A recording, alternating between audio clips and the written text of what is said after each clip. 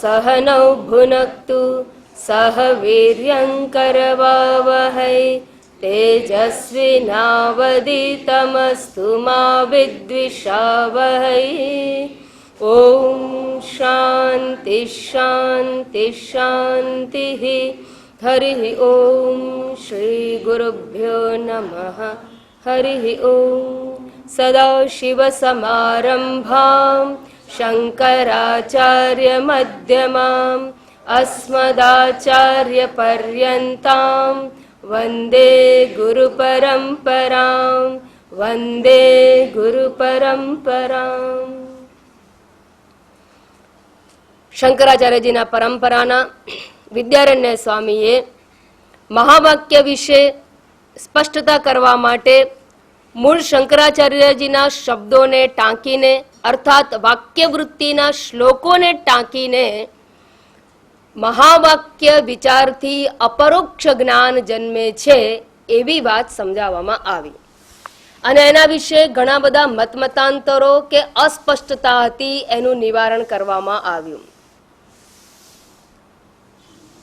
મોટા ભાગે વાક્યોને આપણે સીધે સીધા સમજવા ટેવાયેલા છીએ, પરંતુ અહીંયા જ્યારે મહાવાક્યથી અપરોક્ષ જ્ઞાન થાય છે એમ કહેવામાં આવ્યું, એ સંદર્ભે જે શંકા ઉઠી તો એ વાક્યની વિચારણા કરતા એવું પણ કહેવામાં આવ્યું કે સંસર્ગ વાક્ય હોય કે વિશિષ્ટ વાક્ય હોય તો એમાં કદાચ તમારી વાત બરાબર કે વાક્યથી પરોક્ષ જ્ઞાન જન્મે છે, પરંતુ આ મહાવાક્ય એ અખંડ એક રસ વાક્ય અર્થાત અખંડાર્થ બોધક વાક્ય હોવાથી એમાં મહાવાક્યથી અપરોક્ષ જ્ઞાન થાય છે. હવે એટલી વાત સમજાવી દીધા બાદ અને અંતે એ પણ કહી દેવામાં આવ્યું કે મહાવાક્ય વિચારણા દ્વારા બે પ્રકારના એટલે મહાવાક્ય વિચારણાથી જે જ્ઞાન થાય એ જ્ઞાન દ્વારા બે પ્રકારની ભ્રાંતિનું નિવારણ થાય છે. કયા બે પ્રકારની ભ્રાંતિ? તો કે તદ વિષયક ભ્રાંતિ અને ત્વમ વિષયક ભ્રાંતિ. તદ એટલે પરમાત્મા સંદર્ભે આપણા મનમાં રહેલી ભ્રાંતિ અને ત્વમ એટલે જીવાત્મા વિશે રહેલી આપણી જે ભ્રાંતિ છે એનું નિવારણ થાય છે. કોઈ પણ આચાર્ય હોય પરંપરાના એ તત્વમસી મહાવાક્યનો ઉપદેશ આપે છે. તત્વમ અસી એ વાક્યની અંદર તત્પદ અને ત્વમપદ એમ બે પદ રહેલા છે. ત્વમપદ માટે આપણને હંમેશા એવું થાય છે કે આ ત્વમપદ જે છે એ માત્ર જીવાત્મા છે અને એ જીવાત્મા અલ્પ છે. અલ્પ એટલે કે મર્યાદિત છે. એ પ્રકારની જીવાત્મા વિષયક ભ્રાંતિ છે. અને તત્પદ વિષયક એ દૂર છે, પરોક્ષ છે. ઈશ્વર મારાથી ઘણો દૂર છે, હું ઈશ્વરને જોઈ ન શકું, એને જાણી ન શકું, એવી જે ભ્રાંતિ છે એ બંને પ્રકારની ભ્રાંતિનું નિવારણ મહાવાક્યના ઉપદેશથી થાય છે. અને એ તત્ પરમાત્મા જે સર્વવ્યાપક છે એ સર્વવ્યાપક ચૈતન્ય જ અંતરાત્મા રૂપે રહેલું છે એમ કરીને જીવાત્મા અને પરમાત્મા એ બંનેનું ઐક્ય મહાવાક્ય દ્વારા ઉપદેશવામાં આવે છે. અને આ પ્રકારના બંને બે પ્રકારની જે દોષ કે ભ્રાંતિ છે એનું નિવારણ મહાવાક્યથી થાય છે અને જીવાત્મા પરમાત્માના ઐક્યનું અપરોક્ષ જ્ઞાન મહાવાક્ય વિચારથી જન્મે છે.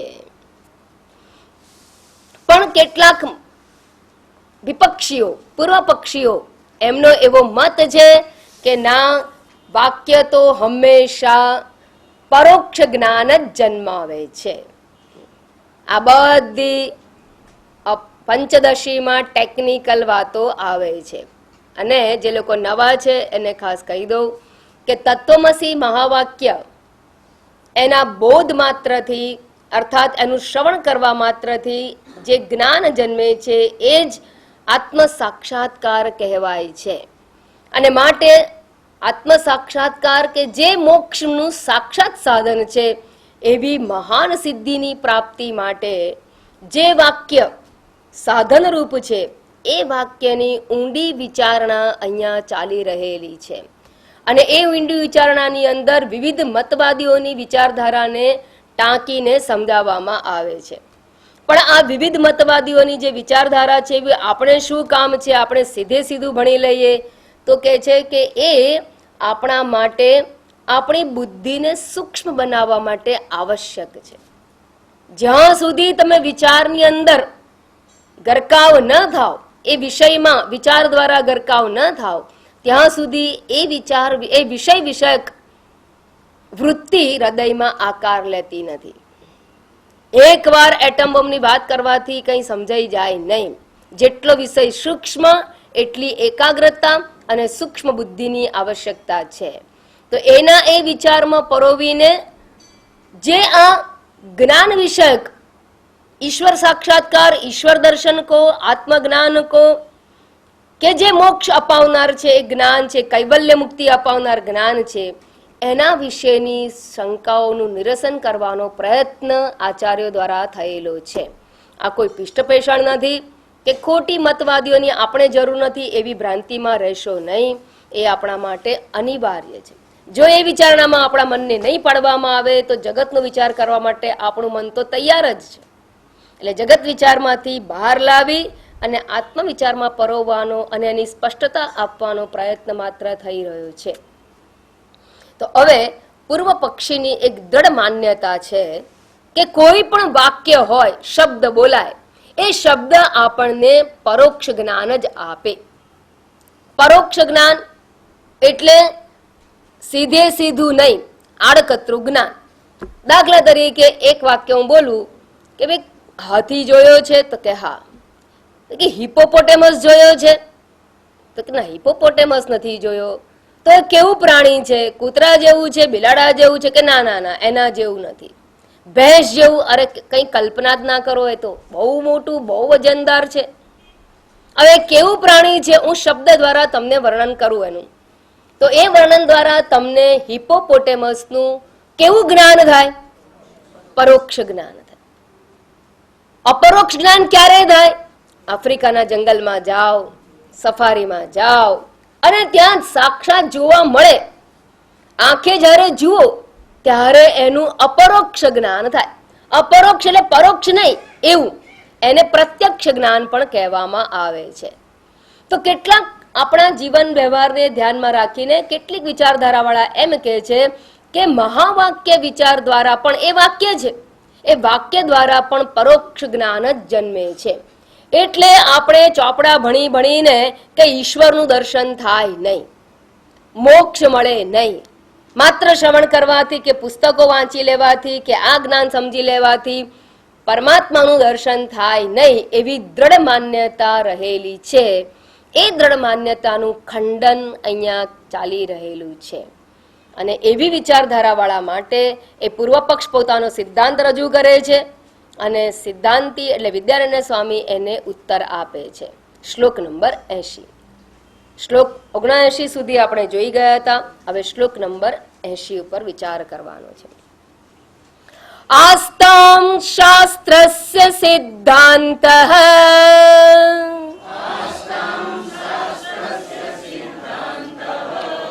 આસ્તામ શાસ્ત્રસ્ય સિદ્ધાંતઃ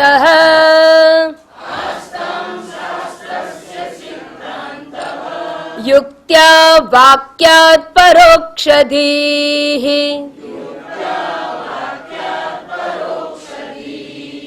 યુક્ત્યા વાક્યાત પરોક્ષધીઃ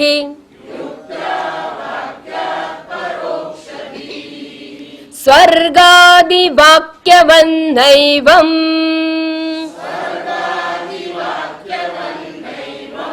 સ્વર્ગાદિ વાક્યવન્નૈવં દશમે વ્યભિચારતઃ દશમે વ્યભિચારતઃ આસ્તામ શાસ્ત્રસ્ય સિદ્ધાંતઃ યુક્ત્યા વાક્યાત પરોક્ષધીઃ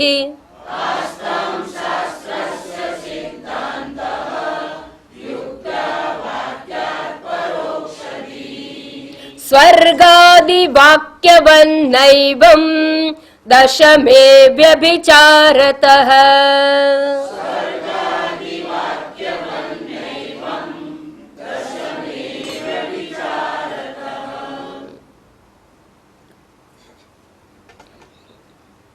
પૂર્વ પક્ષી કહે છે કે તમે મહાવાક્ય એટલે જીવ બ્રહ્મનું ઐક્ય જણાવનારું વાક્ય, અને એવા મહાવાક્યો પ્રચલિત મહાવાક્ય છે એ 4 છે. અહમ બ્રહ્માસ્મિ, અયમ આત્મા બ્રહ્મ, પ્રજ્ઞાનમ બ્રહ્મ અને તત્વમ અસી. આવા બધા મહાવાક્યો કહેવાય. સત્યમ જ્ઞાનમ અનંતમ બ્રહ્મ યો વેદ નિહિતમ ગુહાયામ. બ્રહ્મ સત્ય જ્ઞાન અને અનંત સ્વરૂપ છે, એને તું તારી હૃદય ગુહામાં જાણ, અર્થાત તારા અંતરાત્મા રૂપે જાણ. આ બધા વાક્યોને મહાવાક્ય કહેવામાં આવે છે. અને આ મહાવાક્ય દ્વારા આપણને જે જીવાત્મા અને પરમાત્માના ઐક્યનું ભાન થયું. જ્યારે ઉપદેશ આપે ગુરુ કે તું તે છું, તું હે જીવાત્મા તું તે પરમાત્મા છું, તો આ વાક્ય વડે આપણને જ્ઞાન થાય છે. જેમ કોઈ વાક્ય હોય કે ભાઈ આ મોગરાનું ફૂલ છે, તો આ વાક્યથી પણ જ્ઞાન થાય છે. એવી રીતે હે જીવ તું બ્રહ્મ છું એવું કહેવાય, ત્યારે એ વાક્યથી પણ જ્ઞાન જન્મે છે. પણ આ જેમ સીધે સીધું આ મોગરાનું ફૂલ છે એ માત્ર વાક્ય નથી, પણ તમે આંખથી જુઓ પણ છો, માટે તમને આ મોગરાના ફૂલનું પ્રત્યક્ષ જ્ઞાન થાય છે. Direct knowledge, but with the help of direct means of knowledge. તમને આંખ વડે ઇન્દ્રિય દ્વારા એ જ્ઞાન થાય છે. પણ તમને હું ગુલાબ કેવું હોય એનું વર્ણન કરું, અહીંયા હોય નહીં, તો હું એ જે વર્ણન કરું એ શબ્દથી ગુલાબનું તમને પરોક્ષ જ્ઞાન થાય, ગેંડાની જેમ, હિપ્પોની જેમ. બસ એવી રીતે અહીંયા કહે છે, પૂર્વ પક્ષની માન્યતા છે કે આવા મહાવાક્ય દ્વારા જીવાત્મા અને પરમાત્માનું પણ પરોક્ષ જ્ઞાન જ થાય છે. આસ્તામ એટલે ભલે રહ્યો, રહેવા દો. શું? શાસ્ત્રસ્ય સિદ્ધાંત, શાસ્ત્રનો સિદ્ધાંત જવા દો. શાસ્ત્ર ભલે એવું કહેતું હોય કે મહાવાક્યથી અપરોક્ષ જ્ઞાન થાય, પણ અમે એવું માનતા નથી, અમારી બુદ્ધિમાં આ ઉતરતું નથી. પૂર્વ પક્ષી કહે છે અમારી બુદ્ધિમાં ઉતરતું નથી, કારણ કે અમે કેટલા વર્ષોથી ભણીએ છીએ અને કેટલી વાર આ વાક્ય બોલે, અને છતાંય અમે એમ જ સમજીએ છીએ કે હજી અમારે મોક્ષને તો ઘણી વાર છે. અને માટે આ વાક્ય, આ પૂર્વ પક્ષીની અંદર આપણે સહેલાઈથી બેસી જઈએ એમ છીએ, કારણ કે એમાં જ આપણી ચાંદ ડૂબે એમ. અને એની વાત તમને કહેવાય સાચી વાત છે, એ જે કહે છે સાચી વાત છે. એટલા માટે તો એ વાક્ય વડે કેટલા બધા શ્લોકો એના પર લખાયા છે. તો કે છે કે ભલે શાસ્ત્રનો સિદ્ધાંત રહ્યો, અને તમે શાસ્ત્રના સિદ્ધાંતમાં એમ ભલે કહો કે આ જે મહાવાક્ય છે એ ભાગ ત્યાગ લક્ષણા દ્વારા સમજાય, બરાબર? એના માટે ભાગ ત્યાગ લક્ષણા દ્વારા અપરોક્ષ જ્ઞાન જન્માવે છે, એવું ભલે તમે સિદ્ધાંત દ્વારા સમજાવ્યું, પરંતુ યુક્ત્યા એટલે યુક્તિ વડે, તર્ક વડે, અને તર્ક વડે અર્થાત અનુમાન પ્રમાણ વડે. અનુમાન પ્રમાણની અંદર તર્કનું મહત્વ છે.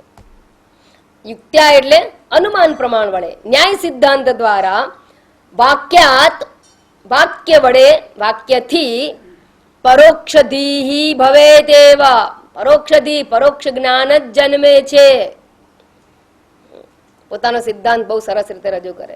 એટલી સ્ટ્રોંગ માન્યતા છે, કારણ કે આપણા જીવનના વર્ષોના અનુભવ થઈ, વર્ષો નીકળી ગયા ને.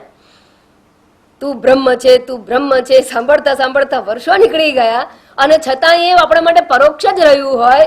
અને માટે આપણે આ વાતને આમ જ કહીએ કે વાતચી જ વાત છે આ. તમે ગમે એટલી વાર કહો ને, આમ ટેબલ ઠોકીને, પણ એ તો વાત સાચી જ છે કે વાક્યથી પરોક્ષ જ્ઞાન જ જન્મે છે. અને અમે એને સિદ્ધ કરવા માટે અનુમાન પ્રમાણ આપીએ છીએ. અનુમાન પ્રમાણથી પણ સિદ્ધ થાય છે કે વાક્ય હંમેશા પરોક્ષ જ્ઞાન જ જન્માવે. આ મત છે, એમાં બ્રહ્મસૂત્રની અંદર આ ચર્ચા કરવામાં આવેલી છે.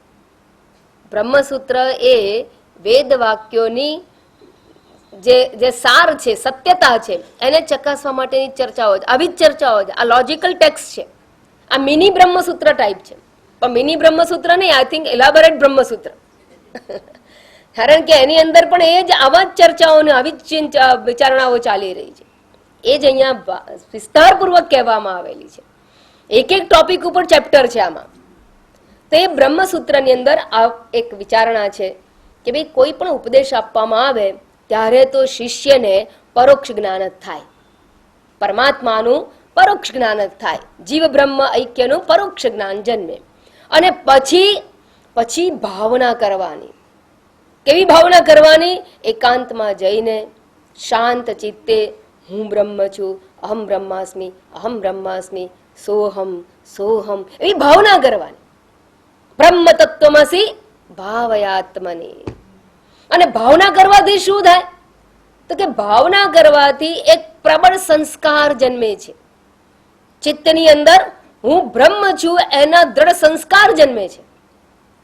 અને ભાવનાજન્ય સંસ્કારથી મન એવું સમર્થ બને છે કે જે આ જીવાત્માને પરમાત્માના ઐક્યનું અપરોક્ષ જ્ઞાન આપી શકે છે, જન્માવી શકે છે.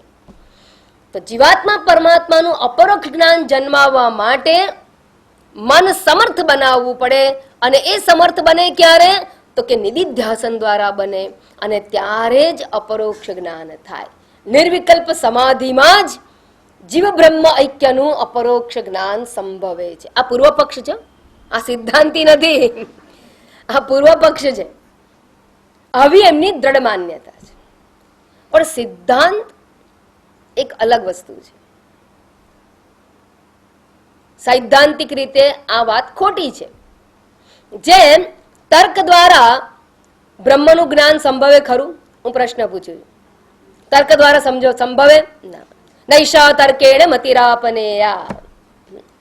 તર્ક દ્વારા કદાપી બ્રહ્મનું જ્ઞાન થાય નહીં. પરમાત્માનું જ્ઞાન તર્ક દ્વારા, લોજિક દ્વારા સંભવતું નથી. ઉપનિષદ પણ કહે છે, કઠોપનિષદમાં આવ્યું. સંતોની અનુભૂતિ પણ કહે છે, ના તર્કની ત્યાં તો ગતિ, તર્કની ગતિ નથી. અને આવું જયારે કહેવામાં આવ્યું હોય છતાંય આપણે તર્કનો ઉપયોગ કરીએ છીએ કે નહીં? પરમાત્માને સમજવા માટે, શાસ્ત્રને સમજવા માટે તર્કનો ઉપયોગ કરવો જ પડે છે. એનો ઉપયોગ કરીએ છીએ, દ્રષ્ટાંતો લઈએ છીએ, યુક્તિ દ્વારા સમજવાનો, શ્રુતિ, યુક્તિ, અનુભૂતિ ત્રણેય દ્વારા શાસ્ત્રને સમજીએ છીએ. તો તર્ક દ્વારા બ્રહ્મ જ્ઞાન ન થાય છતાં તર્કનો ઉપયોગ કરવામાં આવે છે. પણ સિદ્ધાંત શું કહે છે? તર્કથી જ્ઞાન નહીં થાય, ઉપયોગ કરો. એ જ પ્રમાણે નિધિધ્યાસનનો ઉપયોગ છે, નિર્વિકલ્પ સમાધિનો ઉપયોગ છે, પણ બ્રહ્મ જ્ઞાન માટે નહીં, અપરોક્ષ જ્ઞાન માટે નહીં. એ વસ્તુ સમજવા માટે જ અહીંયા આ ચર્ચા ચાલી રહી. અહીંયા કઈ નિધિધ્યાસનનો વિરોધ નથી, વિરોધ નથી. અને આપણે આગળ જોઈ ગયા હતા કે મનન અને નિધિધ્યાસન એ ચિત્તગત બે પ્રકારની અશુદ્ધિના નિવારણ માટે છે, અપરોક્ષ જ્ઞાન જન્માવા માટે નહીં. બરાબર? અપરોક્ષ જ્ઞાન તો મહાવાક્ય વિચારથી જ જન્મે છે એવો શાસ્ત્રનો સિદ્ધાંત છે, આચાર્યનો મત છે અને ઉપનિષદનો ઉપદેશ છે. તો હવે અહીંયા જ્યારે એમ કહેવામાં આવ્યું કે આ જે મહાવાક્ય વાળે જે જ્ઞાન જન્મે છે એ પરોક્ષ જ્ઞાન જ જન્મે છે. મહાવાક્યાત પરોક્ષધિ એવ. અને એમાં પોતાના સિદ્ધાંતની રજૂઆત કરતા 1.5 શ્લોક તો માત્ર પૂર્વ પક્ષીનો જ છે. આમાં છે ને હંમેશા જ્યારે એક અનુમાન પ્રમાણ ટાંકવામાં આવે તો અનુમાન પ્રમાણ જે છે એના પગથિયા હોય, એનો પક્ષ, સાધ્ય, હેતુ વગેરેના પગથિયા હોય. જેમ આપણે પેલા પ્રમેય લખતા હતા ને, જ્યોમેટ્રીની અંદર પ્રમેય લખતા હતા ને, એ પ્રકારનું આખા એના સ્ટેપ્સ હોય. તો અહીંયા પણ જે મત છે એ મતને સમજાવતા આ જે મત છે એને શાબ્દ પરોક્ષવાદ કહેવામાં આવે છે. શાબ્દ પરોક્ષવાદ એટલે શબ્દ પ્રમાણથી પરોક્ષ જ્ઞાન થાય. શ્રુતિ એ શબ્દ પ્રમાણ છે અને શબ્દ પ્રમાણથી પરોક્ષ જ્ઞાન થાય એને શાબ્દ પરોક્ષવાદ કહેવામાં આવે. આ પૂર્વ પક્ષીનો મત. અને સિદ્ધાંતિ શું કહે છે? શાબ્દ અપરોક્ષવાદ. શંકરાચાર્યજીનો મત શું છે? શાબ્દ અપરોક્ષવાદ. શબ્દથી અપરોક્ષ જ્ઞાન થાય છે એ સિદ્ધાંતિનો મત છે. હવે યુક્તિ વડે કેવી રીતે કહેવામાં આવ્યું છે? તો સૌથી પહેલા તો પક્ષ શું કહે છે? તો પક્ષ એમ કહે છે કે પરોક્ષ મહાવાક્ય, મહાવાક્ય વેદ વાક્ય છે, આ પક્ષ છે. સાધ્ય શું છે? આ મહાવાક્યથી પરોક્ષ જ્ઞાન જન્મે છે એ સાધ્ય છે. હેતુ શું છે? કેમ એવું કહો છો? વાક્યત્વાત, વાક્ય હોવાને કારણે, શબ્દ હોવાને કારણે કોઈ પણ શબ્દ પરોક્ષ જ્ઞાન જન્માવે છે. આ એનો હેતુ છે. તમે દ્રષ્ટાંત બહુ મહત્વનું બને. દ્રષ્ટાંત આપો. દ્રષ્ટાંત ના આપે ત્યાં સુધી આ અનુમાન પ્રમાણ પૂરું થયું કહેવાય નહીં. દ્રષ્ટાંત આપવું પડે. એટલે અહીંયા પણ દ્રષ્ટાંત આપી છે. સ્વર્ગાદી વાક્યવત જ્યોતિષ્ઠોમેન સ્વર્ગ કામો યજેત. સ્વર્ગની કામના હોય તો જ્યોતિષ્ઠમ યજ્ઞ કરો અને સ્વર્ગની પ્રાપ્તિ થાય. સ્વર્ગ કેવું છે? સ્વર્ગે લોકે ન ભયમ કિંચિદ અસ્તિ. સ્વર્ગલોકમાં કોઈ પ્રકારનો ભય નથી. ન તત્ર ત્વમ, નચિકેતા યમરાજને કહે છે તમે પણ નથી, એટલે મૃત્યુનો ભય નથી, મૃત્યુની ચિંતા નથી. તમે કહેતા હો તો ન તત્ર ત્વમ, એટલે પંચદશી ભણવાની ચિંતા નથી, સવારે વહેલા આવવાની ચિંતા નથી. ન તત્ર ત્વમ ન જરાયા બિભેતી, વૃદ્ધાવસ્થા આવતી નથી. ત્યાં તો ભડપણ નહીં, બાળપણ ને ઘડપણ બંને નહીં. એટલે બોખા અવસ્થા દશન વિહીનમ તો હોય જ નહીં કોઈ, બધા યુવા જ હોય. હા, ન તત્ર ત્વમ ન જરાયા બિભેતી, ઉભે તીર્થવા અશનાયા પીપાસે. ભૂખ અને તરસ બંને પણ નહીં. આમ તો આપણે યુવાન હોય તો ગમે, પણ ભૂખ સતાવે ને ત્યારે એમ થાય કે હારું આ ભૂખને લીધે બહુ વેટ કરવી પડે છે. હા, પેટ કરાવે વેટ, કારણ કે ભૂખ છે. તો ભૂખે ના લાગે, તરસ પણ ના લાગે. આહ, કેવું સરસ જીવન હોય. ઉભે તીર્થવા અશનાયા પીપાસે, શોકાતિગો મોદતે સ્વર્ગલોકે. દુઃખ રહિત સ્વર્ગલોકની અંદર મજા મજા મજા. એક મિનિટ માટે પણ દુઃખ ના આવે. કેવું સુંદર જીવન. પણ ગઈકાલે કહ્યું હતું એમ ક્ષીણે પુણ્ય. પણ આજે સ્વર્ગની વાત કરવામાં આવી એ ક્યાં કરવામાં આવી? શાસ્ત્રમાં, વેદ વાક્ય છે. અને સ્વર્ગનું મેં તમને વર્ણન કર્યું. શા માટે કર્યું? કે ભાઈ વાક્ય દ્વારા તમને સ્વર્ગનું જ્ઞાન થાય. હવે તમને સ્વર્ગનું કેવું જ્ઞાન થયું? પરોક્ષ જ્ઞાન થયું કે અપરોક્ષ જ્ઞાન થયું? હા, પરોક્ષ જ્ઞાન. સ્વર્ગ નિત્ય પરોક્ષ છે. એવું કેવી રીતે? કેમ નિત્ય પરોક્ષ છે? તો જતા રહો, પ્રત્યક્ષ કરો. પ્રત્યક્ષ કરવા જશો તો તમે નહીં રહો, બેમાંથી એક છે. એટલે સ્વર્ગ નિત્ય પરોક્ષ કહેવાય. એના માટે તો શાસ્ત્ર જ પ્રમાણ છે, શાસ્ત્રમાં જ વર્ણન કરેલું છે, એને સ્વીકારવું પડે. એ નિત્ય પરોક્ષ વસ્તુ છે. તો જેમ સ્વર્ગના વાક્યથી નિત્ય પરોક્ષ જ્ઞાન જન્મે છે, સ્વર્ગ વિષયક એ વેદ વાક્ય છે. એ જ પ્રમાણે સત્યમ જ્ઞાનમ અનંતમ બ્રહ્મ, તત્વમસી, આ બધા કેવા વાક્યો છે? વેદ વાક્ય છે. પેલા પણ વેદ વાક્ય, આ પણ વેદ વાક્ય છે. અને વેદ વાક્ય હોવાથી એ પણ કેવું જ્ઞાન જન્મ આવે? તો કે સ્વર્ગનું પરોક્ષ જ્ઞાન જન્મે, એમ આ વાક્યનું પણ પરોક્ષ જ્ઞાન જન્મે છે. બરાબર? યુક્તિ પૂરી? ઇતિ સિદ્ધમ. વેદ વાક્ય હોવાથી તત્વમસી મહાવાક્ય પણ પરોક્ષ જ્ઞાન જ જન્માવે છે. સ્ટ્રોંગ મત, અને કેવું કન્વિન્સિંગ છે. છેલ્લે માત્ર આને પોતાનો સિદ્ધાંત કન્વિન્સ કરવા માટે તો 1.5 શ્લોક લેવો પડે, અને સિદ્ધાંતી એનું ખંડન કરવા માટે માત્ર એક જ ચરણની અંદર ખંડન કરે. એ શું કહે છે? દશમે વ્યભિચારત. 2 શબ્દો દ્વારા પૂરેપૂરું ખંડન. ધોઈ નાખ્યું 1 મિનિટની અંદર. 2 શબ્દથી એના બધા શબ્દો ધોઈ નાખ્યા.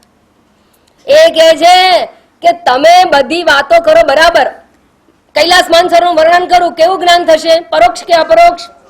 પરોક્ષ. સ્વિટ્ઝરલેન્ડની વાતો કરું તો પરોક્ષ. ડિઝની વર્લ્ડની વાતો કરું તો પરોક્ષ. અંડર સી, હા, પરોક્ષ. કોઈ પણ વાક્ય પરોક્ષ જ્ઞાન જન્માવે. એમ સ્વર્ગાદી લોકની વાતો પણ પરોક્ષ જ્ઞાન જન્માવે. પણ હું તમને 10મા માણસની વાત કરું તો 10મા માણસને દ્રષ્ટાંત ભૂલી નથી ગયા ને? આયો 10મા માણસને જયારે કહેવામાં આવ્યું પેલા વૃદ્ધ દ્વારા કે તું 10મો છું, તો આ વાક્ય વડે 10માને કેવું જ્ઞાન થયું? પરોક્ષ કે અપરોક્ષ? અપરોક્ષ. નવા આવેલાને કહી દઉં, 10 વિદ્યાર્થીઓ એક ગુરુકુળમાં ભણતા હતા. એક ગામથી બીજે ગામ ભિક્ષાટન માટે જવાનું હતું. ગામની આ બાજુ આશ્રમ, વચ્ચે નદી. ભિક્ષાટન માટે ગામમાં જવાનું. નદી કિનારે રહેનારા હંમેશા સ્વિમિંગ કરતા હોય ને આવડતું હોય. અને છોકરાઓ તરવરાટિયાઓ દોડીને ગયા, પણ આવો ચોમાસાનો સમય હતો, નદીમાં જરા પૂર હતું, અને માટે જ્યારે પાછા ગયા ત્યારે ગુરુએ કહેલું કે તમે ભિક્ષા તો લઈ આવો, પણ જરા સંભાળીને જજો. અને એકને જવાબદારી આપી, તું મોટો છું, તું જરા સમજુ છું, ઠરેલ છું, તો જરા બધાને સંભાળીને લઈ જજે. પછી લઈ ગયો મૂર્ખ શિરોમણી. પછી એને જઈને જોયું કે ચલો બધા લાઈનમાં ઊભા રહી જાઓ, કેટલા જણા છીએ આપણે, તમે 10 હતા તો 10 છીએ કે નહીં. અહીં તો ગણ્યા 1 2 3 4 5 6 7 8 9. હા, 10મો નાસ્તિ, મરી ગયો. ક્યાં ગયો? પાણીમાં ખેંચાઈ ગયો, મળતો નથી. ગુરુને શું જવાબ આપીશું અને મા બાપને શું જવાબ આપીશું? મારા માથે માછલા ધોવાશે, આ બધું મારા પર જ આવશે. મને કહું તું સંભાળીને લઈ જાઓ, મેં આ ધ્યાન ના આપ્યું. રોગ કકળ ચાલુ. 10મો નાસ્તિ, 10મો નાસ્તિ. હવે શું કરવું? બધા હો હા થઈ ગયા. એટલામાં કોઈ વૃદ્ધ પસાર થયા.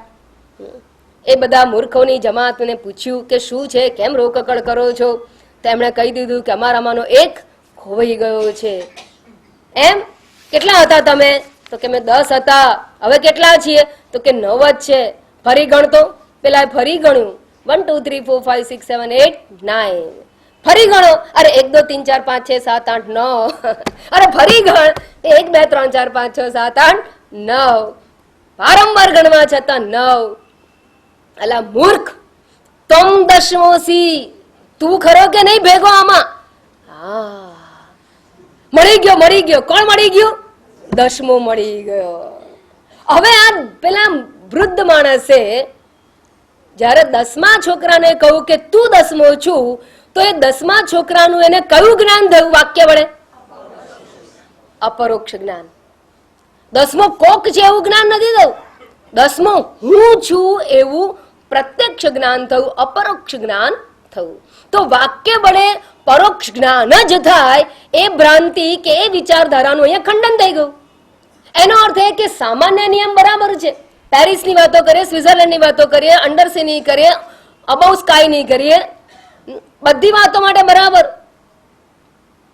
અને જ્યાં પેલા આકાશમાં ટપકીને આવીને આપણી સાથે વાતો કરે તો આપણે એની વાતો માની લેવી પડે, કારણ કે આપણે ક્યાં જોયું છે? આ બરાબર છે. અવકાશના અનુભવોની વાત, એ બધામાં પરોક્ષ જ્ઞાન જન્મે સ્વાભાવિક છે.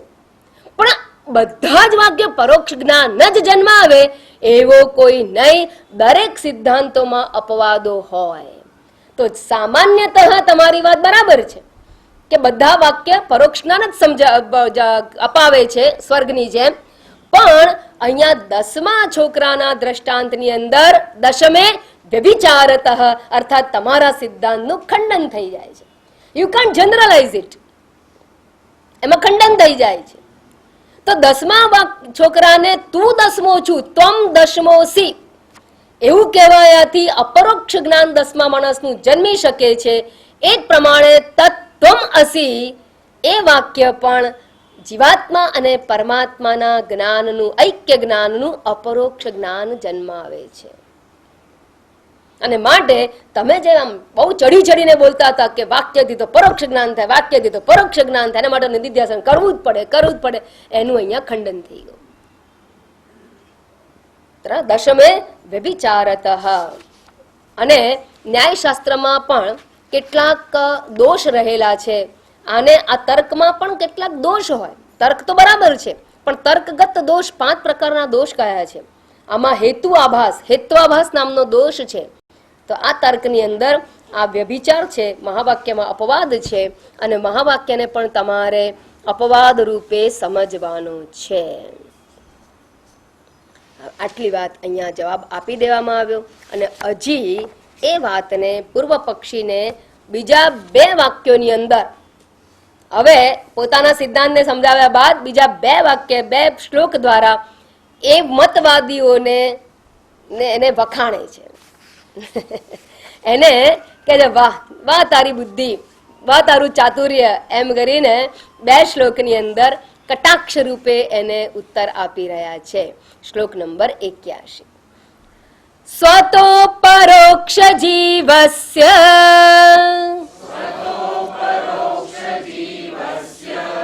સ્વતો પરોક્ષ જીવસ્ય બ્રહ્મત્વમભિવાંછતઃ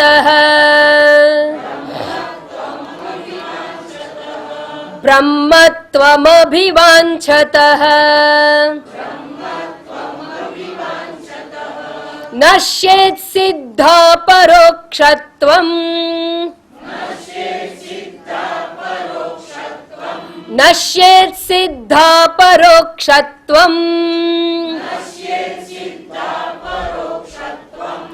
ઇતિ યુક્તિર્મહત્યઃ ઇતિ યુક્તિર્મહત્યઃ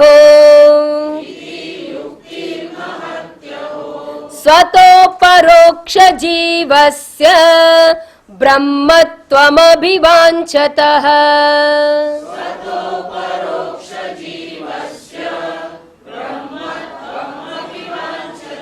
નશ્યેત સિદ્ધા પરોક્ષત્વમ ઇતિ યુક્તિર્મહત્યઃ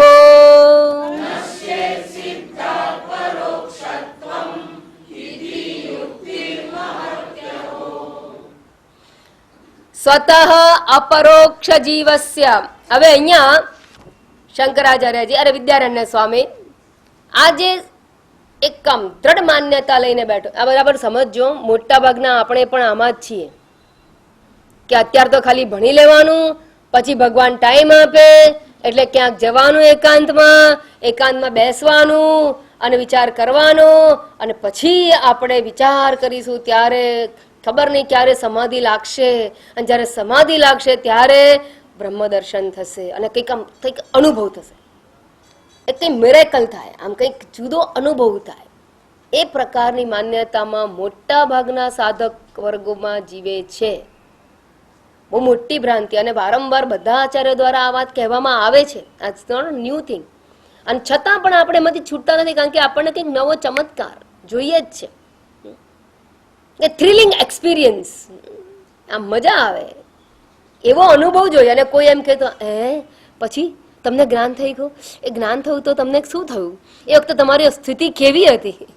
તમે કોઈ પણ માણસે કહેશો જ્ઞાન પૂછવા તૈયાર હોય, સાંભળવા તૈયાર હોય, પણ યાદ રાખજો આ બધી ભ્રામક વાતો છે. હું તમને એમ પૂછું કે આ મોગરો છે, નથી ખબર ના સમજાઈ ગયું ધારો કે, તો તમારામાં શું ચમત્કાર થયો? અત્યાર સુધી ભણતા આવ્યા છો, જેટલું પણ જ્ઞાન લીધું, જેમ જેમ ભણતા ગયા તેમ તેમ તમારામાં શું ફેરફાર થયો? ક્લેરિટી વધી બરાબર, પણ બાહ્ય ફેરફાર થયો? કોઈ એક્સ્ટ્રાઓર્ડિનરી એક્સપિરિયન્સ થયો? 1+5 = 6 આ આવડી ગયું, ઊંચા પડી ગયા, આવડી ગયું. તમારા મા બાપ તમારી સામે કેવી રીતે જોતા હતા? બેટા તું આવડી ગયું, તું સારું બહુ ડાયો, ચાલ તું આગળ જા. બરાબર? કોઈ પણ જ્ઞાન, કોઈ થ્રિલિંગ એક્સપિરિયન્સ આપે નહીં, કોઈ વિશેષ અનુભવ હોય નહીં, પણ ગણતા નહોતું આવડતું એ અજ્ઞાન દૂર થાય, એટલું જ થાય. હવે એને તારા ગગન ભાન પડી ગયું, જરા રૂપિયા આપ્યા હોય તો ગણીને પાછો લાવે છે, એટલી વાત, બીજું કઈ નહીં. એવું જ આ જ્ઞાનનું છે, એવું જ આ જ્ઞાનનું છે. જ્ઞાન એક જ પ્રકારે થાય, એ કોઈ વિશેષ ચમત્કાર નથી. દ્રષ્ટિ બદલાય. પહેલા રૂપિયાને કાગળિયો સમજતા હતા, હવે રૂપિયાને રૂપિયો સમજે છે, એની વેલ્યુ બદલાઈ ગઈ. બરાબર? બસ એટલું જ. પહેલા પોતાને આપણે અમર્યાદિત, કર્મ કરનારા, ફળ ભોગવનારા, દુઃખી જીવ એવું માનતા હતા. હવે જયારે જણાઈ જાય ત્યારે વેલ્યુ વધી ગઈ. હું એટલે માત્ર શરીર નહીં, હું એટલે માત્ર સુખી દુઃખી થનાર જીવ નહીં, હું એટલે કર્મને ફળ ભોગવનાર નહીં, હું એટલે પરમાત્મા તત્વ છું, અખંડ છું, અજર છું, અમર છું. વેલ્યુ બદલાઈ ગઈ હું વિશેની સમજ પ્રાપ્ત થવાથી. આટલું જ થાય, બીજું કઈ ના થાય.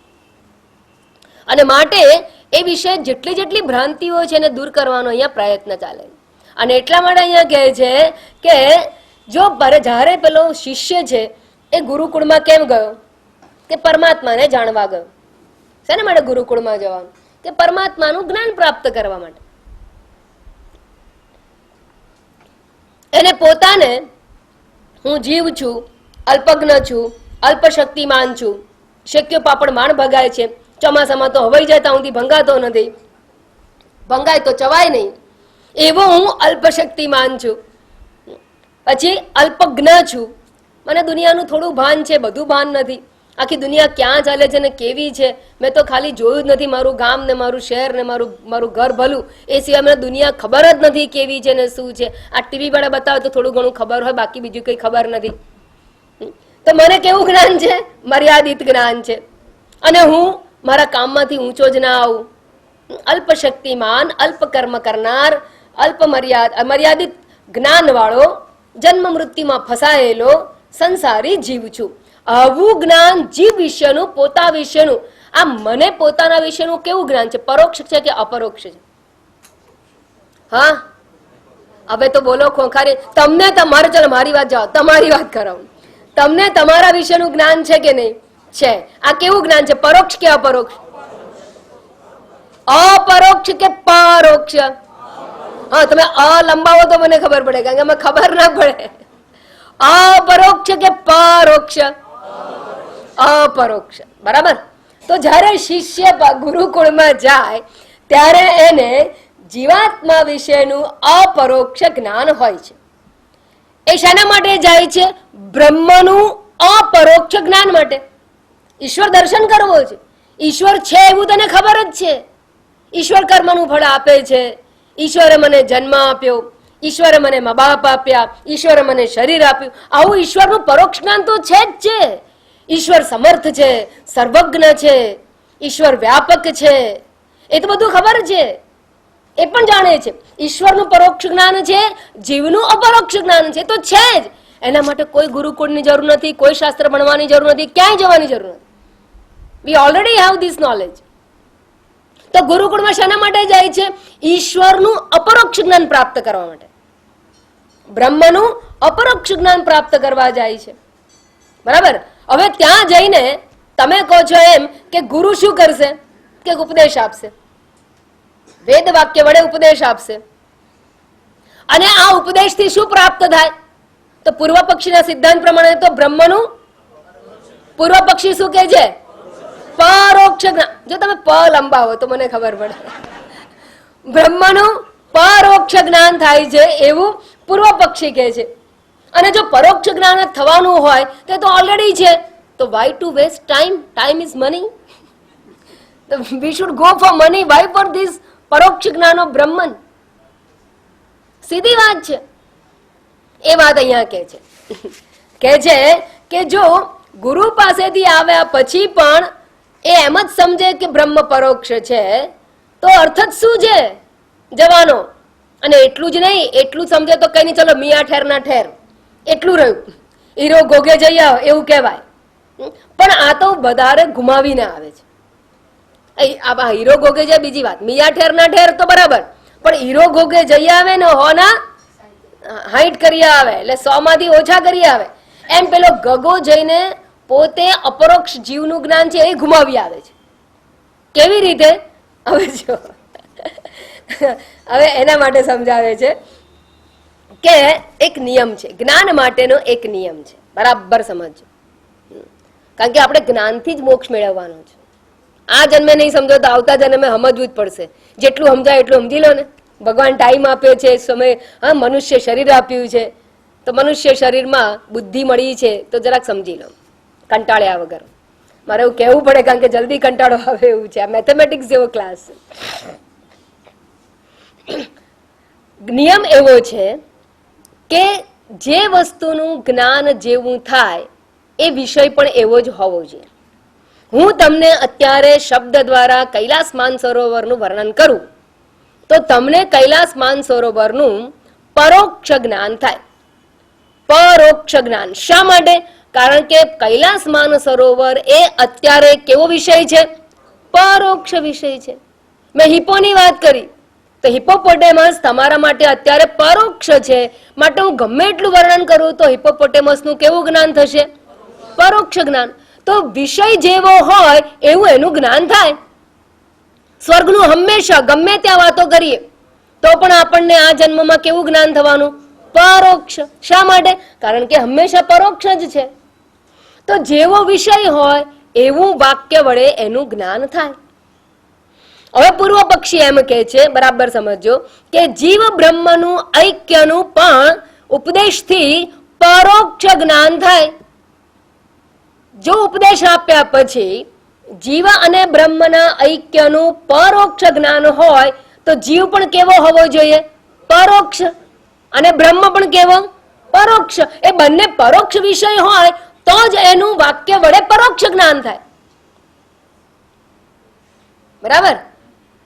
હા, તો એનો અર્થ એ થયો કે ગુરુકુળમાં ગયો ત્યારે તો જીવનું કેવું જ્ઞાન હતું? અપરોક્ષ હતું. પણ ગુરુકુળમાંથી પાછો આવ્યો ત્યારે એટલે હોના હાઈટ થઈ ગયા. એટલે બ્રહ્મ તો પરોક્ષ રહ્યો જ રહ્યો, પરમાત્મા તો પરોક્ષ જ રહ્યા, પણ જીવનું અપરોક્ષ હતું એ પણ પરોક્ષ થઈ ગયું. અને જ્યારે કોઈને એમ કહેવાય કે જીવ પરોક્ષ છે, એ મન કેવું થઈ જાય? તમે વિચાર તો કરી જો. હું પરોક્ષ, મને ખબર છે કે હું કોણ છું, હું પરોક્ષ જ્ઞાન કહેવાય એને. અરે હું અનુભવું છું, સાક્ષાત અનુભવું છું, એને પરોક્ષ જ્ઞાન કેવી રીતે કહી શકો તમે? ઓર કન્ફ્યુઝ થઈ જાય. બરાબર? એ વાત અહીંયા કહે છે. એટલે એની ઠેકડી ઉડાડે છે સિદ્ધાંતી પૂર્વ પક્ષીના મતની, જેને આપણે હા હા કરતા હતા બરાબર છે, બરાબર છે, સાંભળવાથી પરોક્ષ જ જ્ઞાન થાય, એની ઠેકડી ઉડાડે છે કે જો એવું માનો, એનો મત સ્વીકારી લઈએ તો કેવી કેવી મૂર્ખતા ભર્યું પરિણામ આવે છે. Consequences are foolish. એને કહે છે સ્વતઃ અપરોક્ષ જીવસ્ય, સ્વતઃ પોતે અપરોક્ષ જીવ છે, એવા જીવનું, જીવ ભાવનું એનું જ્ઞાન હતું એને. ક્યારે? ગુરુકુળમાં ગયા પહેલા. સ્વતઃ અપરોક્ષ જીવ, પોતે અપરોક્ષ જીવ છે, હું પોતે સાક્ષાત પોતાને અનુભવનાર હું અપરોક્ષ જીવ, એવું જ્ઞાન છે. અને બીજું કેવું છે? બ્રહ્મત્વમ અભિવાંછત.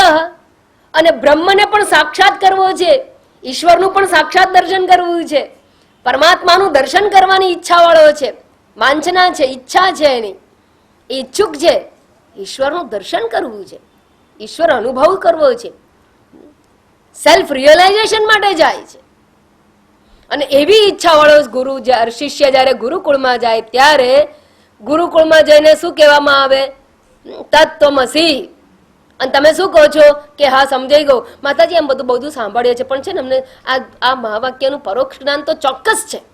તમે આટલી બધી વાર ભણ્યા પછી શું કહો? પરોક્ષ જ્ઞાન તો છે જ છે.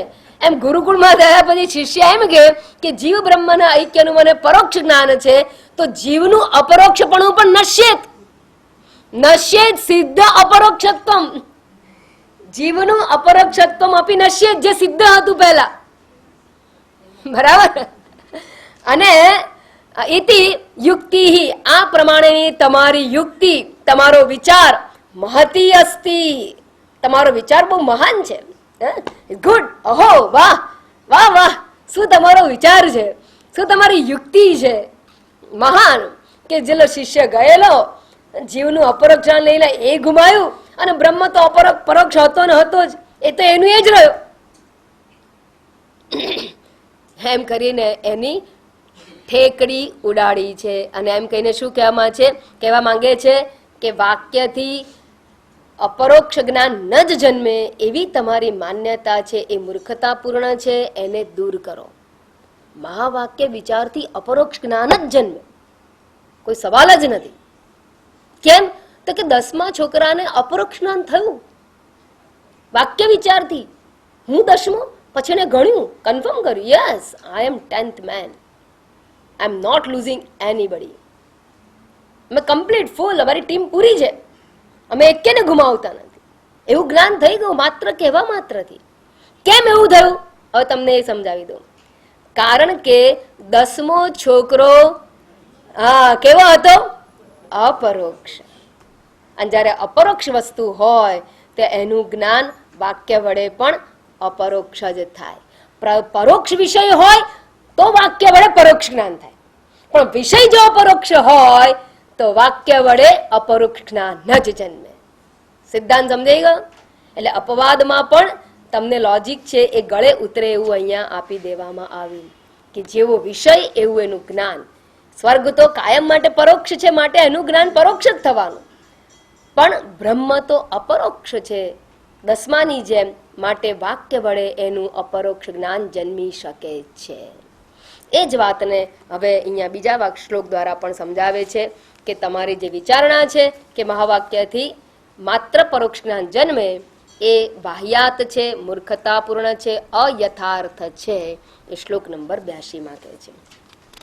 એ કહે છે કે જો તમે મત વિચાર કહેશો ને તો અમે જે આ પ્રોવર્બ છે લોક પ્રસિદ્ધ વાત, કયું? હીરો ઘોઘે જઈ આવ્યો. અને હીરો કેવો? એ ચમકે એવો હીરો ના કહેવાય, એ બોળે એવો હીરો કહેવાય. કુળને બોળે એવો હીરો કહેવાય. બસ એટલે તમારું જ્ઞાન પણ આવું છે. તો અમે તમને પણ પેલા હીરાની જગ્યાએ દ્રષ્ટાંતમાં આપીશું. એમ દ્રષ્ટાંત આપવામાં તમારો સિદ્ધાંત રજૂ કરીશું આની જેમ. એવું કહીને એની બીજી ઠેકડી ઉડાડે છે. શ્લોક નંબર 82. વૃદ્ધિમિષ્ટવતો મૂલમ વૃદ્ધિમિષ્ટવતો મૂલમ અપિ નષ્ટમિતિ દૃશમ અપિ નષ્ટમિતિ દૃશમ લૌકિકં વચનં સાર્થમ લૌકિકં વચનં સાર્થમ સંપન્નમ ત્વત્પ્રસાદતઃ સંપન્નમ ત્વત્પ્રસાદતઃ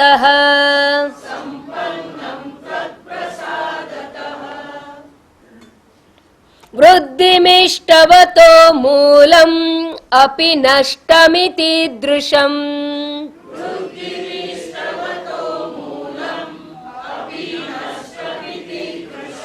લૌકિકં વચનં સાર્થમ સંપન્નમ ત્વત્પ્રસાદતઃ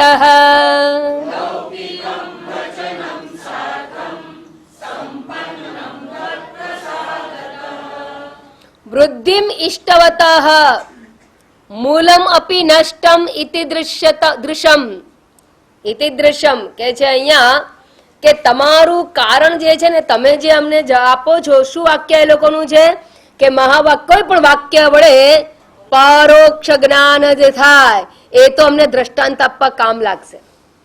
કયું દ્રષ્ટાંત આપવા કામ લાગશે? તો કે છે હવે કહે છે લૌકિક દ્રષ્ટાંત કહે છે કે વૃદ્ધિમ ઇષ્ટવતઃ. વૃદ્ધિ એટલે વ્યાજ, ચક્રવૃદ્ધિ વ્યાજ આવે છે ને વૃદ્ધિ શબ્દ. તો વૃદ્ધિને ઈચ્છનારો, એ વૃદ્ધિમ ઇષ્ટવતઃ એટલે વ્યાજને ઈચ્છનારો મૂલમ અપી નષ્ટમ, એની મૂડી પણ જતી રહે છે. આ પ્રમાણે ઈદૃશમ ઇતિ, આવું જેવું થાય કે વ્યાજે લેવાની એક ભાવના રાખે અને મૂડી આજકાલ તો બહુ બને એવું. આજકાલ ક્યાંય પણ રોકતા પહેલા વિચાર કરવાનો, ભાઈ મૂડી હચવાય તો બસ છે, ભલે વ્યાજ ના આવે, આ તો મૂડીએ જાય. એવું તમારું વાક્ય એના જેવું છે. કેમ? કે પેલો માણસ જીવનું પરોક્ષ અપરોક્ષતમ જાણતો હતો, એ એની મૂડી હતી. બ્રહ્મનું અપરોક્ષ જાણવું છે એ એનું વ્યાજ છે. અને જયારે ગુરુકુળમાંથી બહાર આવે ત્યારે બ્રહ્મનું તો પરોક્ષત્વમ રહ્યું જ રહ્યું, એટલે વ્યાજ તો ના મળ્યું. અને મૂડી જીવનું અપરોક્ષત્વમ લઈને ગયો તો મૂડીએ ગઈ. એટલે એના જેવું છે. એને કહે છે કે એ પ્રમાણે લૌકિકમ વચનમ સાર્ધમ, એવું જે લૌકિક લોક પ્રસિદ્ધ વચન છે એ અર્થપૂર્ણ થશે, સાર્થક થશે. સાર્ધમ સંપન્નમ, અર્થપૂર્ણ થશે. કેવી રીતે? ત્વત્પ્રસાદતઃ, તમારા લોકોની કૃપાથી, તમારા મતની કૃપાથી અમારી આ વાત સિદ્ધ થશે. લૌકિક વાત કઈ છે? હીરો ગોગે જઈ આવ્યો, ડેલે હાથ દઈ આવ્યો, વ્યાજ લેવા ગયો, મૂડી એટલે વ્યાજ લેવા ગયો હતો અને મૂડી ગુમાવી આવ્યો. એ તમારા સિદ્ધાંતથી સ્પષ્ટ થઈ જશે અને દ્રષ્ટાંત કામ લાગશે. કોના જેવું? તો કે પેલા પૂર્વ પક્ષી જેવું. કોના જેવું? તો કે વાક્યથી પરોક્ષ જ્ઞાન થાય છે એવું માનનારા લોકો જેવું આ જ્ઞાન છે. માટે એવી મૂર્ખતાપૂર્ણ વાત તમે ગમે એટલી વાર કહો પણ સિદ્ધાંતી સ્વીકારે તેમ નથી. એ તમે માનો એ ખોટું. તો પછી માતાજી, તો પછી અમને કેમ જ્ઞાન નહીં થતું હોય? અમને કેમ જ્ઞાન નહીં થતું હોય? અને અમારો અનુભવ પણ આ પેલા પૂર્વ પક્ષી સાથે કે મળતો આવે છે. તો એક વસ્તુ સમજવાની કે જ્ઞાન ન થવામાં ચિત્તગત દોષ જવાબદાર છે. શાસ્ત્ર જ્ઞાન કે મહાવાક્ય દોષપૂર્ણ નથી, એ તો બરાબર જ છે. તમારી પાસે એ જ્ઞાન છે પણ એ અસરકારક થતું નથી. કેમ? અવરોધો તમે લઈને બેઠા છો. પ્રતિબંધકો લઈને બેઠા છો. સૂર્યોદય તો થઈ ગયો, પણ તમે ખાલી બારીમાંથી ડોક્યું કાઢીને જુઓ છો, તમને એમ થાય મારા ઘરમાં પ્રકાશ નથી, મારા ઘરમાં પ્રકાશ નથી, પણ તમને ખાલી આંખે જ જુઓ છો સૂર્ય પ્રકાશ રૂપ છે, પણ બારી બાણા ખોલતા નથી, તો પ્રકાશ અંદર આવે કેવી રીતે? એના માટે બારી બાણા ખોલવા પડે. એમ આપણે રાગ દ્વેષથી આપણા બારણા બંધ રાખ્યા હોય, વિપરીત ભાવનાથી બારણા બંધ રાખ્યા હોય, તો કેવી રીતે પ્રકાશ જ્ઞાનનો આપણા અંદર પ્રથરાય? એનો અર્થ એ દો કે મનન નિધિધ્યાસન દ્વારા તમારે એ ચિત્તગત દોષોને દૂર કરવાના, બારણા ખોલવાની વાત છે. સૂર્યોદય કરવાની વાત નથી, સૂર્યોદય તો છે જ છે, પણ બારણા ખોલવાની જરૂર છે. અને નિધિધ્યાસન એ બારણા ખોલવાનું કામ કરે છે. એટલે તમે અધિકારી થઈને તમે આ વાતને વિચારો. મહાવાક્યનો વિચાર કરવા પહેલા અધિકાર નથી, અર્થાત વૈરાગ્ય લઈને બેઠા નથી, વિવેક લઈને બેઠા નથી, ષડ સંપત્તિ લઈને બેઠા નથી, મુમુક્ષા લઈને બેઠા નથી, અને જગતનો કચરો રાગ દ્વેષ ઈર્ષા અહંકાર દંભ સ્પર્ધા એ લઈને બેઠા છો. પછી ગમે તેવા ભગવાન આવે તો પણ આ જ્ઞાન થાય નહીં. શું કરે ગીતા ગુરુ દત્તની, બળી પોધી યોગ વશિષ્ઠની, ગમ ના પડી પુરુષાર્થની, વૈરાગ્યના ગડસ્યા નથી. જયારે તમે એટલું શુદ્ધ અંતઃકરણ લઈને બેસો તો જરૂર શેની છે? વાક્યથી જ અપરોક્ષ જ્ઞાન થશે. જો નથી થયું તો શુદ્ધિ પ્રાપ્ત કરો. એના માટે નિધિધ્યાસન કરો, એના માટે વારંવાર મનન કરો. શંકા નિરસન માટે મનન અને વિપરીત ભાવનાની નિવૃત્તિ માટે નિધિધ્યાસન કરો. પણ એ બે દોષ દૂર થશે તો વાક્યથી જ અપરોક્ષ જ્ઞાન થાય છે. અને એના માટે વારંવાર મેં દ્રષ્ટાંત આપેલું, અને સ્વામી દયાનંદજી મહારાજ આ દ્રષ્ટાંત આપે. અને એમણે કહેલું કે એકવાર મેં પ્રવચનની અંદર જોક કર્યો, અને જોકમાં બધા હસ્યા. એક સરદારજી બેઠા टर्बन वाला, वो सरदार जी वो देखते रहे कि ये लोग हंस क्यों रहे, अगर मैं नहीं हंसूंगा तो लोगों को लगेगा कि कुछ समझता नहीं पाजी. तो वो पाजी भी हंसने लगा. પછી तो मगर मुझे समझ में नहीं आया कि क्यों लोग हंस रहे हैं. 3 દિવસ પછી એ સરદારજી સ્વામીજી પાસે આવ્યા. સ્વામીજી મજા આવી ગઈ. તો શાની મજા આવી? કે તમે પેલો જોક કરવાની મજા આવી ગઈ. તો કે કયો જોક? મેં ગઈકાલ તો કોઈ જોક નહીં, 3 દિવસ પહેલા. अच्छा फिर क्या हुआ सरदार जी बताइए. तो ऐसा हुआ ना, मैं सुबह में स्नान कर रहा था, तो स्नान करते करते जैसे मैंने शावर खोला और मुंह पर मैं साबुन लगाया था, साबुन लगा के हम शावर खोला और मेरे को तो एकदम हंसी आ गई. पर क्या हुआ, सब पानी अंदर चला गया. पर हंसी क्यों आई? वो आपने जोक किया था मेरी समझ में आ गया. હવે એને હસવાનું આવ્યું એટલે આનંદ આવ્યો. એ આનંદ શેનાથી આવ્યો?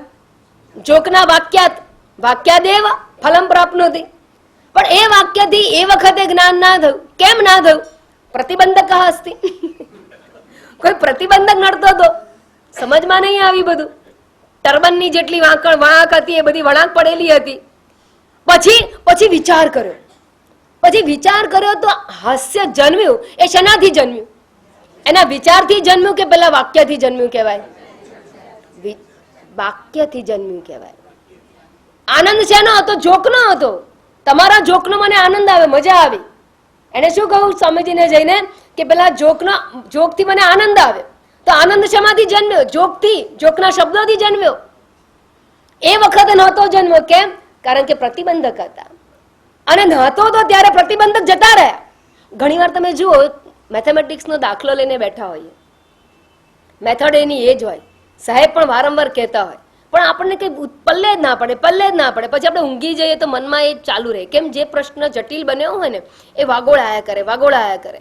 અને પછી સવારમાં ઉઠે ને એટલે છોકરો લઈને બેસી જાય, આવડી ગયું. અને પછી ગણવા બેસે અને એને આવડી જાય. શું થયું? પ્રતિબંધક જતો રહ્યો. નવી પદ્ધતિ નથી આવડતી એને. નવી પદ્ધતિ નહીં, પદ્ધતિ તો એની એ જ જે શીખવી હતી આગલા દિવસે સાહેબે. એમ જોક તો એનો એ જ હતો જે પહેલા કહેવામાં, 3 દિવસ પહેલા કહેવામાં આવ્યો. અને એનાથી જ જન્મ્યો આનંદ. એ પદ્ધતિએ જ દાખલો આવડ્યો. પણ જે નહીં સમજવાની, જે એક વિચારણાની અભાવ ગેરહાજરી હતી, એના લીધે એને સમજાયું નહોતું. બસ એ જ પ્રમાણે આ મહાવાક્ય જે કહેવામાં આવે છે એ મહાવાક્યના વિચારથી જ અપરોક્ષ જ્ઞાન જન્મે છે. પણ 3 દિવસ લાગ્યા પેલા સરદારજીને. એમ કદાચ આપણને 3 જન્મો પણ લાગી શકે. એવું કઈ કેમ લાગે ખબર? જ્યાં સુધી તમે વિચાર કરવા માટે પ્રમાદ કરીને એને ભવિષ્યમાં ઠેલ્યા કરો ત્યાં સુધી એને વાર લાગે. કોન્સન્ટ્રેટ કરવું પડે. રેડિયમની શોધ કરવા માટે મેડમ ક્યુરી દંપતી આખું જીવન લેબોરેટરીમાં વિતાવ્યું. એક ભૌતિક પદાર્થને સમજવાને ઓળખવા માટે, રેડિયો એલિમેન્ટ એને ઓળખવા માટે આખું જીવન જો લેબોરેટરીમાં સમર્પિત કરવું પડે, ગુરુકુળમાં જવા માટે વિચાર કરવો પડે, જઈએ કે ના જઈએ. શિબિર તો આવે પણ મારે બહુ કામ આવે. તો જયારે વર્ષના 4 દિવસે આવવાની અઘરું પડતું હોય, પેલા આખી જિંદગી આપી લેબોરેટરીમાં, ત્યારે કઈ પત્તો ખાધો રેડિયમ વિશેનો. તો મોક્ષ માટે, આત્મજ્ઞાન પરમાત્માનું જ્ઞાન પ્રાપ્ત કરવા માટે કેટલો સમય આપવો પડે, કેટલી વિચારણા કરવી પડે. તો ચિત્તગત દોષોની નિવૃત્તિ માટે ઘણો ટાઈમ જોઈતો હોય છે. એટલીસ્ટ શુદ્ધ ના કરો તો કઈ નહીં, પણ અશુદ્ધિને અંદર આવતી તો રોકો. એટલા માટે વેલ્યુઝ જીવનમાં લાવવાની કહીએ, એટલા માટે ધર્મનું યુક્ત જીવન જીવવાનું કહીએ કે જે બાઉન્ડ્રી તમને તમારા ચિત્તને અશુદ્ધ કરતા રોકે. અને ચિત્તગત અશુદ્ધિને દૂર કરવા માટે સાધના આપવામાં આવે, જપ, ધ્યાન, પૂજા વગેરે પદ્ધતિ દ્વારા, અને સત્ય, અહિંસા વગેરેનું પાલન કરવામાં આવે, કર્મયોગનું આચરણ કરવામાં આવે, ત્યારે એ શુદ્ધ થાય છે. એટલે એ તો જરૂરી છે જ છે. અને આ જ્ઞાન જે થશે એ મહાવાક્યથી જ થશે. એકલી ચિત્ત શુદ્ધિ પણ જ્ઞાન નહીં આપે, એકલું મહાવાક્ય પણ તમને જ્ઞાન નથી આપતું. એનું કારણ મહાવાક્યથી જ્ઞાન થાય છે, સિદ્ધાંત દોષ નથી, પણ આપણો અધિકાર દોષ છે. એટલે આપણને વિરોધાભાસ જણાય છે અને પૂર્વ પક્ષીમાં બેસવાનું મન થાય છે. પણ સિદ્ધાંત કોઈ દિવસ બદલાય નહીં. તમે જ્યારે પણ જ્ઞાન થશે, જ્યારે આનંદ થયો તો પેલા વાક્યના વિચારથી જ આનંદ થયો, જોકના વાક્યોથી જ આનંદ જન્મે છે. એમ જ્યારે પણ જ્ઞાન થાય ત્યારે આ મહાવાક્ય વિચારથી જ જ્ઞાન થાય છે. અને એ વાતને અહીંયા સમજાવવામાં આવી. તો શ્લોક 81 અને 82 એ બંનેની અંદર વાક્યથી પરોક્ષ જ્ઞાન જન્મે છે, એની ઠેકડી ઉડાવવામાં આવી અને કહ્યું કે દ્રષ્ટાંત લૌકિક આપવામાં તમારો આ સિદ્ધાંત છે એ અમને કામ લાગશે, એટલે મજાક ઉડાવવામાં કામ લાગશે. અર્થાત તમારો જે સિદ્ધાંત છે એ મૂર્ખતાપૂર્ણ છે એવું કહી દેવામાં આવ્યું. આવું કહ્યા પછી એક બીજો સિરિયસ સ્ટુડન્ટ સાંભળતો હતો. હા, બધા કઈ મૂર્ખતાપૂર્ણ થોડા સાંભળતા હોય, બધા હીરા ના હોય. કોઈક તો રિયલી એક્સ્ટ્રા ઓર્ડિનરી હીરો હતો.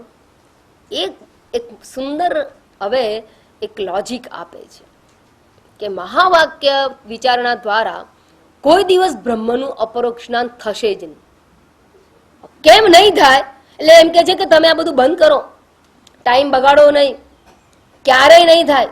જેમ તમને હું પૂછું કે સ્વર્ગનું અપરોક્ષ જ્ઞાન થાય ખરું? વર્ષો સુધી વાતો કરું અને સ્વર્ગનું અપરોક્ષ જ્ઞાન થશે? નહીં થાય, નિત્ય પરોક્ષ છે. બસ અમે એમ કે છે કે હું પણ એવું તમને તર્ક આપું અને સમજાવું કે બ્રહ્મનું પણ અપરોક્ષ જ્ઞાન ક્યારેય નહીં થાય. કેમ નહીં થાય એના વિશે સુંદર સૂક્ષ્મ તર્ક આપે છે. Sensible, serious, sensible, technical logic આપીને એ કહે છે કે આ મહાવાક્ય વિચારથી અપરોક્ષ જ્ઞાન જન્મશે નહીં. તો એનો જે સિરિયસ સિદ્ધાંત છે એને આપણે નેક્સ્ટ ટાઈમ સમજીશું. ઓમ પૂર્ણમદઃ પૂર્ણમિદં પૂર્ણાત પૂર્ણમુદચ્યતે પૂર્ણસ્ય પૂર્ણમાદાય પૂર્ણમેવાવશિષ્યતે. ઓમ શાંતિ શાંતિ શાંતિ. હરિ ઓમ. શ્રી ગુરુભ્યો નમઃ. હરિ ઓમ.